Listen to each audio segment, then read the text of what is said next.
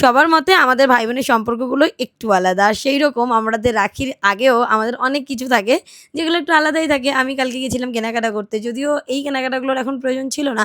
But আমি সেরকম সময় পাই না। তাই জন্য ভাবলাম যে রাখি স্পেশালি তাহলে কেনাকাটাটা করে আসি।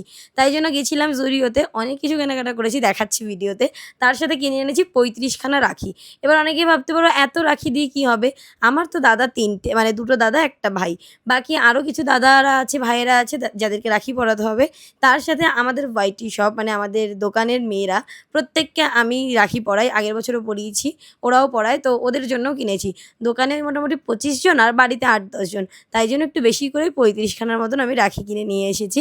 চলো রাখি তো কেনা ডান। সকালবেলা উঠলেই রাখি পরাবো প্রত্যেককে। আর জুডিও থেকে কি কিনেছি দেখো। এই টপগুলো আমি কিনতাম না। আমাকে বলল যে, "পছন্দ নিয়ে নাও।" আমার ভাই গেছিল, ভাইই বলল। তো আমি বললাম, "ঠিক আছে চল নিয়ে নিচ্ছি।" তো আমি মেইনলি কিনতে গেছিলাম সমস্ত প্যান্টস। আমার দোকানে তো কোনো রকম ওয়েস্টার্ন কালেকশন পাওয়া যায় না। আমাদের সব পুরোপুরি এথনিক এবং শাড়ি সেইজন্য।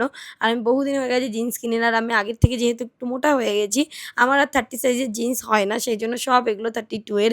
বাট আজকে গিয়ে দেখলাম কিছু 30 ওভার হয়েছে। মানে ওই যে বললাম আমি একটু রোগা হয়েছি তাই। আর এই দুটো কাইন্ড অফ সোয়েট টপ টাইপের। বাট দেখতে এত সুন্দর এখন তো পরতেই পারবো না।